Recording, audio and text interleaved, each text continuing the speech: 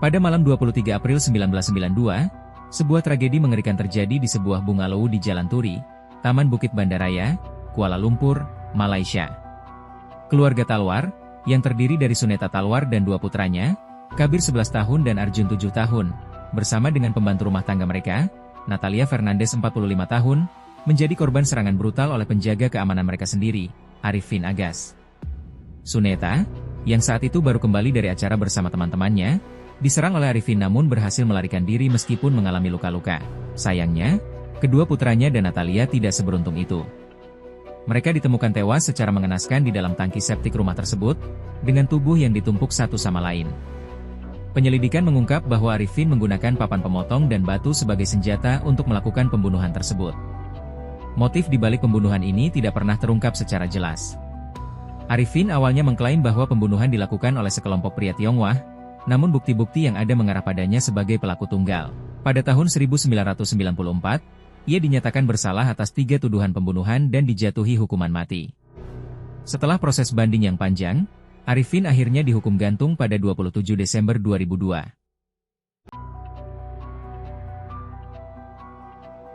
Pada malam tanggal 23 April 1992, Jalan Turi di kawasan elit Bukit Bandaraya, Kuala Lumpur, terlihat tenang seperti biasa. Sebuah bungalow mewah milik keluarga Talwar berdiri kokoh di salah satu sudut jalan. Di dalamnya, Suneta Talwar dan dua anak lelakinya, Kabir, 11, dan Arjun, 7, bersiap untuk malam yang damai. Tak ada tanda bahwa rumah ini akan menjadi lokasi tragedi berdarah yang akan mengguncang Malaysia. Suneta, seorang ibu rumah tangga, tengah bersiap pergi ke sebuah acara makan malam bersama teman-temannya. Ia meninggalkan anak-anak dalam pengawasan pembantu rumah tangganya, Natalia Fernandes, wanita paruh baya yang telah lama bekerja untuk keluarga tersebut. Penjaga keamanan mereka, Arifin Agas, juga sedang berjaga di halaman depan. Semuanya tampak normal. Namun, ada sesuatu yang berubah pada malam itu. Arifin, pria yang dikenal pendiam dan tidak banyak bicara, terlihat lebih gelisah dari biasanya. Ia beberapa kali mondar-mandir di halaman rumah, memegang sebuah balok kayu kecil yang biasa digunakan untuk keperluan kebun. Tidak ada yang menyangka bahwa balok itu akan menjadi senjata pembunuhan. Sementara itu, Natalia sedang sibuk di dapur, dan kedua anak lelaki Talwar sudah berada di kamar masing-masing. Hujan mulai turun rintik-rintik, menambah kesan sunyi dan mencekam. Kamera keamanan di sekitar rumah tidak merekam aktivitas mencurigakan, hanya ketenangan yang menyelimuti malam. Namun, sekitar pukul 21 malam, tetangga mendengar suara jeritan pendek, lalu sunyi. Tidak ada yang mengira itu adalah permulaan dari mimpi buruk yang tak pernah mereka bayangkan. Teriakan itu berasal dari Natalia, yang saat itu menjadi korban pertama. Ketika Suneta kembali ke rumah sekitar pukul 23, pintu rumah terkunci rapat. Lampu-lampu masih menyala. Ketika ia mengetuk dan tak mendapat jawaban, ia mulai panik. Lalu, terdengar langkah cepat dari dalam rumah, bukan langkah anak-anaknya. Suneta akhirnya berhasil membuka pintu rumah. Yang pertama ia lihat adalah ruang tamu yang berantakan, meja pecah, vas bunga terguling, dan setetes darah di lantai marmer putih. Detak jantungnya berpacu saat ia berteriak memanggil kedua anaknya dan Natalia. Tak ada jawaban. Hanya sunyi. Rumah itu terasa seperti sudah ditinggalkan. Langkahnya membawanya ke arah kamar anak-anak. Ia menemukan pintu kamar terkunci dari dalam. Dengan tubuh gemetar, ia mendobrak masuk dan menemukan pemandangan yang menghancurkan jiwanya. Kasur berlumuran darah, namun tak ada tubuh di sana. Hanya boneka dan sprei yang hancur berantakan. Anak-anaknya hilang. Di dapur, situasi tak lebih baik. Beberapa alat masak jatuh ke lantai. Namun tak ada jejak Natalia. Telepon rumah telah dicabut dari soket.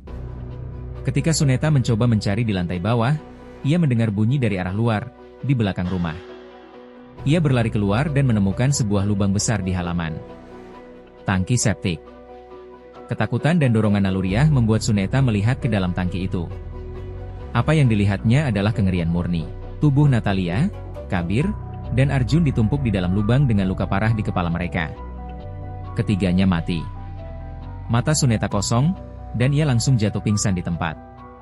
Beberapa menit kemudian, tetangga yang mendengar jeritannya datang membantu dan memanggil polisi.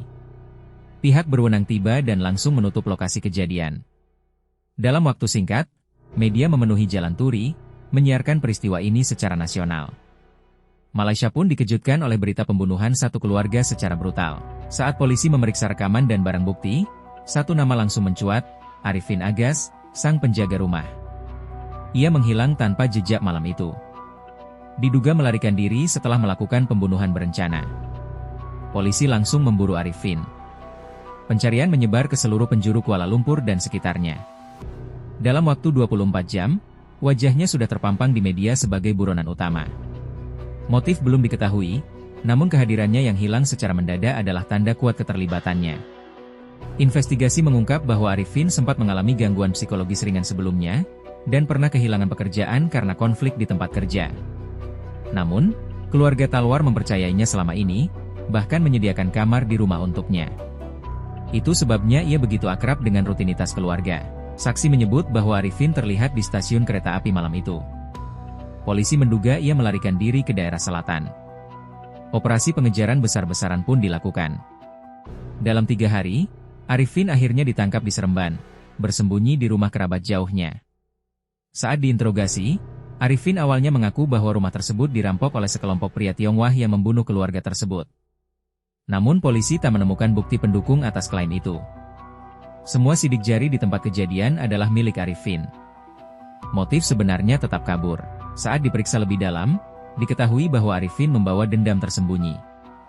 Ia merasa diremehkan dan direndahkan. Saat itu, ia kehilangan kendali dan mulai menyerang satu persatu penghuni rumah. Natalia dibunuh lebih dulu, diikuti oleh kedua anak. Ia menyusun tubuh mereka dan menyembunyikannya. Pengakuannya membuat polisi dan masyarakat terguncang. Seorang pria yang tampak biasa, tenang, dan pendiam ternyata menyimpan kekejaman yang tak terduga. Sidang Arifin Agas digelar pada tahun 1993 dan menjadi salah satu yang paling disorot di Malaysia. Ruang sidang penuh sesak oleh wartawan dan keluarga korban. Jaksa menghadirkan bukti forensik, sidik jari, serta pengakuan tersangka. Tak ada keraguan, Arifin adalah pelaku tunggal. Pengacaranya mencoba menyatakan bahwa Arifin mengalami gangguan jiwa sementara akibat tekanan mental. Namun, pengadilan menolak klaim tersebut. Tes psikologis menunjukkan bahwa Arifin sepenuhnya sadar saat melakukan kejahatannya. Ia tahu apa yang ia lakukan dan berusaha menutupinya. Setelah persidangan panjang, hakim menjatuhkan hukuman mati kepada Arifin. Ia terlihat tenang saat mendengar vonis tersebut. Tak satupun dari pihak keluarga korban meneteskan air mata, mereka hanya ingin keadilan. Arifin mengajukan banding 2 kali, namun keduanya ditolak.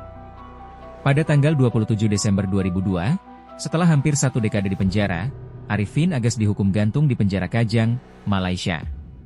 Eksekusi dilakukan pada pagi hari, dan hanya dihadiri petugas serta rohaniwan.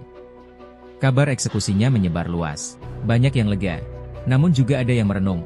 Bagaimana mungkin manusia biasa bisa berubah menjadi pembunuh sedemikian kejamnya? Kasus ini memicu perdebatan luas soal kepercayaan terhadap pekerja domestik dan sistem keamanan rumah tangga. Tragedi Jalan Turi tak pernah dilupakan. Kisahnya terus dibicarakan sebagai peringatan akan sisi gelap manusia yang tersembunyi di balik wajah yang tampak tenang. Hari ini, rumah di Jalan Turi sudah dihancurkan. Di lokasi tersebut berdiri bangunan baru yang tak menyimpan jejak tragedi. Namun, warga sekitar masih mengingat jelas malam berdarah itu. Mereka menyebutnya malam gelap Jalan Turi.